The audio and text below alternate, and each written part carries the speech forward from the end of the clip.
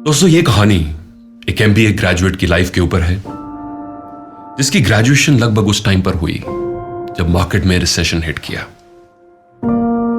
हर young student की तरह हमारे इस ग्रेजुएट की भी काफी उम्मीदें थीं, काफी आशाएं थीं अपने फ्यूचर को लेकर, अपनी लाइफ को लेकर। पर साथ साथ हमारा ये जो किरदार है, जो प्रोटैगनिस्ट है इस कहानी का, ये एक चीज का शिकार था, एक बहुत बड़ी प्रॉब्लम का शिकार था। और वो ये था कि ये हर वक्त अपनी जिंदगी को, अपनी अचीवमेंट्स को दूसरों के साथ कंपेयर करता रहता था। मान लीजिए जैसे इसकी पूरी सेल्फ वर्थ ही इस चीज पर निर्भर करती थी, इस चीज पर डिपेंडेंट थी कि वो दूसरों के मुकाबले कहां पहुंचा है। अगर ये आगे रहता तो बहुत खुश रहता, पर अगर थोड़ा सा भी पीछे रह जाता तो बहुत निराश हो जाता, बहुत परेशान हो जाता। जैसे इसकी ग्रेजुएशन हुई, इसका कोई दोस्त ऑस्ट्रेलिया चला गया, कोई कनाडा चला गया, कोई अपने पापा के बिजनेस में सेट हो गया, इसको बड़ी अच्छी कॉर्पोरेट में जॉब लग गई। पर इसकी जो एक्सपेक्टेशंस थी, इसकी जो उम्मीदें थी अपनी जॉब को लेकर, वो पूरी ना हो पाई। इसको वो जॉब नहीं मिली, जैसी ये जॉब चाहता था वैसे इसका करियर स्टार्ट नहीं हो पाया। और दोस्तों, आज तक इसकी जिंदगी में ऐसे नहीं हुआ था। आज से पहले हमेशा हमारा दोस्त सबसे आगे रहा करता था। फिर ये ऐसा ना ही क्यों, बड़ी चिंता में था, बड़े गुस्से में था। आखिर माता पिता में लोन लेकर पढ़ाया था इसको, घर की फाइनेंशियल सिचुएशन भी अच्छी नहीं थी। फिर ऐसा इसी के साथ क्यों हो रहा था?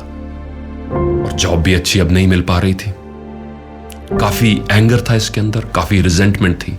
निराश होकर एक दिन ये एक जंगल की तरफ निकल गया और वहां बैठा बैठा जैसे खुद को कोस रहा था, अपनी जिंदगी को कोस रहा था, अपनी किस्मत को कोस रहा था। मान लीजिए भगवान से बातचीत करना इसने शुरू किया और बोला, भगवान, अब मेरा जीवन जीने का कोई उद्देश्य बचा ही नहीं है। मैं तो ये सोचता हूं मुझे यहीं अपने जीवन को खत्म कर लेना चाहिए और सुसाइड कमिट कर लेना चाहिए। आपने कोई कारण ही तो छोड़ा नहीं है मेरी जिंदगी में, कोई उम्मीद की किरण तो छोड़ी नहीं। पहले तो हर चीज मेरे अनुसार चला करती थी, आज ये जीवन ने ऐसा कैसा मोड़ लिया? मैं बहुत परेशान हूं, मेरा सुसाइड करने को मन करता है। ये खुद से बात कर रहा था, मान लीजिए भगवान से बात कर रहा था उस समय जंगल में बैठा हुआ। दोस्तों, ये चीज जहन में रखिए कि इसकी निराशा सिर्फ इसलिए नहीं थी कि इसको जॉब नहीं मिली। इसकी निराशा की आग इसलिए और भड़क रही थी कि उसकी जो करीबी दोस्त थे वो इसकी नजरों में एकदम से जीवन की इस दौड़ में इससे आगे निकल गए थे। और ये बेचारा खुद को डिफीटेड, हारा हुआ मानकर सिचुएशंस में, परिस्थितियों में जकड़ा हुआ मान रहा था। वही जंगल में बैठे हुए एक आवाज आई, जैसे मान लीजिए साक्षात भगवान खुद प्रकट होकर इसके सवालों का और इसकी निराशा का जवाब दे रहे हो, खुद देने आए हो। उस आवाज ने कहा, बेटा, तुम इतने नाराज हो, इतने उदास हो, जरा अपने आसपास देखो, जंगल में अपने आसपास देखो, तुम्हें अपने सवालों का भी जवाब मिल जाएगा और जीवन जीने की जो उम्मीद की किरण भी तुम ढूंढ रहे हो वो भी तुम्हें मिल जाएगी। ये आवाज सुनकर ये बड़ा हैरान हुआ और साथ साथ इसने आसपास जैसे ही देखना शुरू किया, उसको एक काफी मजबूत, काफी बड़ी एक झाड़ी नजर आई जो 3-4 फीट लंबी हो चुकी थी, बड़ी हरी थी, घनी थी, खूबसूरत थी। और दूसरी तरफ मिट्टी से एक छोटा सा अंकुर, जैसे मान लीजिए मिट्टी की छाती छीन कर छोटा सा अंकुर फूटकर बाहर निकल रहा हो। तो इसने ये दृश्य देखा, ऑब्जर्व किया। दोनों तरफ देखकर इसने उस आवाज से कहा, मैं कुछ समझा नहीं। फिर से वो आवाज बोली, बेटा, ये जो तुम झाड़ी देख रहे हो एक तरफ और दूसरी तरफ एक बांस का अंकुर देख रहे हो जो अभी फूट रहा है, ये बांस का अंकुर है जो अभी धरती की छाती से निकल रहा है, फूट रहा है। बेटा, इन दोनों के बीज मैंने एक ही समय पर लगाए थे। ये झाड़ी जो आज बड़ी हो गई है, खूबसूरत हो गई है, हरी हो गई है और देखने में अच्छी लगती है, इसका बीज भी मैंने उसी समय लगाया था। और ये जो बांस का अंकुर जो आज मिट्टी से निकल रहा है, फूटकर बाहर आ रहा है, इसका बीज भी मैंने उसी समय लगाया था, एक ही टाइम पर। दोनों को मैंने बराबर धूप दी, बराबर जमीन दी, बराबर पानी दिया, बराबर वातावरण दिया, पर दोनों को बढ़ने में अलग अलग वक्त लगा बेटा। झाड़ी आज जहां बड़ी हो चुकी है, और आज अगर हम उसकी तुलना इस बांस के अंकुर से करें तो शायद देखने में ये लगेगा कि झाड़ी ये बढ़ने की, जीवन में बढ़ने की रेस तो जीत चुकी है। बेटा जितने समय ये झाड़ी बढ़ रही थी, बड़ी होकर हरी हो रही थी, घनी हो रही थी, खूबसूरत हो रही थी, उस समय बांस का जो बीज था वो सतह के नीचे था और वो खत्म नहीं हुआ था, उसने आशा नहीं छोड़ी।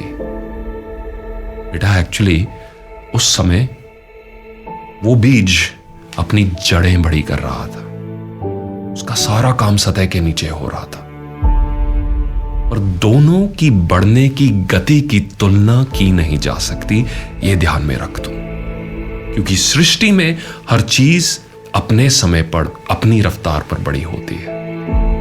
बेटा किसी और की तरक्की देखकर निराश नहीं होते, ये सवाज ने उसे समझाया। किसी और की तरक्की देखकर जीवन में निराश नहीं होते।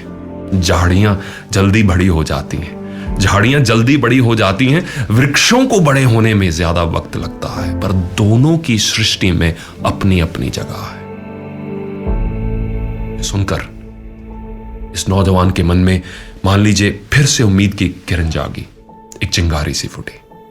और जब जब ये कहानी मैं सुनाता हूं, सुनता हूं, बड़ी पॉपुलर कहानी है, एक दो कहानियों को ब्लेंड करके जो काफी ट्रेनिंग सेमिनार्स में मैंने सुनी, काफी समय से सुनता आया हूं, उनको जोड़कर मैंने अडेप्ट किया है। The bamboo and the firm नाम से भी काफी जगह इंटरनेट पर ये आज से काफी साल पहले पाई जाती थी। दोस्तों जब भी इस कहानी को सुनता हूं तो मुझे ये इस चीज का आश्वासन मन में फिर से होता है, जीवन एक दौड़ नहीं है, हर चीज अपने समय पर होनी है, और कई बार परिस्थितियां हमें परेशान नहीं कर रही होती उतना जितना खुद हम अपने आप को परेशान करते हैं। कई बार भगवान हमें पनिश नहीं कर रहा होता। Sometimes God is not punishing us, sometimes we are punishing ourselves.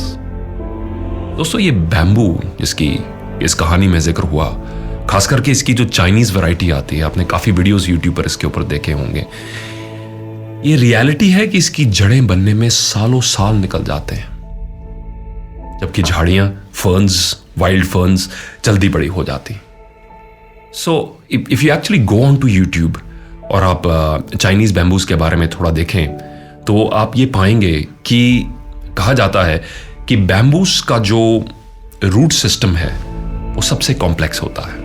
Biologically bamboos का रूट सिस्टम सबसे कॉम्प्लेक्स, सबसे डीप होता है सबसे प्लांट्स में, और इसको डेवलप होने में काफी टाइम लगता है, सबसे गहरा भी होता है। कितने साल गुजर जाते हैं इसकी रूट्स डेवलप होने में, और कहते हैं कि जब इसकी ग्रोथ का वक्त आता है तो विद द नेकेड आई आप देख सकते हैं बैम्बूस कई बार ओवरनाइट यानी 24 घंटे में 90 फीट की ऊंचाई जो टच कर जाते हैं। वो इसलिए क्योंकि अब इनकी जड़ें मजबूत हो गई, और जब इनकी डेवलपमेंट हो रही होती है तो पहले साल 2 साल आपको ये लगेगा कि ये प्लांट शायद बड़ा होने वाला ही नहीं है, क्योंकि इसका सारा काम जमीन के अंदर हो रहा होता है। पहले इसकी जड़ें बन रही होती हैं, और जैसे ये जड़ें बन जाती हैं, is ready to grow 90 feet tall, as I told you already, is ready to go and grow phenomenally. ये ग्रोथ इसीलिए संभव है क्योंकि इसकी रूट्स बनी है। Learn to strengthen your roots, learn to strengthen your roots my friends, because आपकी roots पर भी ये निर्भर है कि आप जीवन में कितना आगे बढ़ सकते हैं। ये चीज ध्यान में रखिए, जिस व्यक्ति को ग्रोथ मिल जाए पर उसकी रूट्स डेवलप नहीं हो, उसकी ग्रोथ ज्यादा समय नहीं टिक सकती, क्योंकि वो सस्टेनेबल नहीं है, उसकी फाउंडेशन नहीं। दूसरी चीज, अपना कंपैरिजन दूसरों से मत करें। हर चीज अपने टाइम स्केल पर होने वाली है। जो एक व्यक्ति के लाइफ में एक टाइम पर होगी, दूसरे व्यक्ति के लाइफ में दूसरे टाइम पर होगी। हर व्यक्ति को अपने जीवन में किसी ना किसी टाइम में स्ट्रगल से गुजरना है। मैं अपनी लाइफ में भी गुजरा हूं, आपसे कितने लाइफ स्टोरी वीडियोस में मैंने शेयर किया। हर व्यक्ति को स्ट्रगल में से गुजरना है। किसी की लाइफ में ये स्ट्रगल का फेज जल्दी आएगा, किसी का बाद में। सो आप तुलना नहीं कर सकते।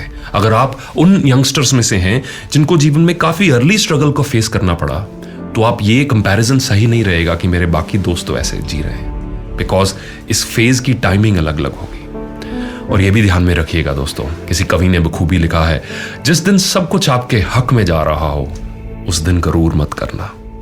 कुछ दिन ऐसे होंगे जीवन में जिस दिन सब कुछ आपके हक में जा रहा हो उस दिन गरूर मत करना, और जिस दिन सब कुछ आपके अगेंस्ट जा रहा हो, आपके उल्ट जा रहा हो, उस दिन दोस्तों थोड़ा सब्र जरूर करना, उस दिन थोड़ा सब्र जरूर करना। यही मेरा मैसेज है अपने सुनने वालों के लिए।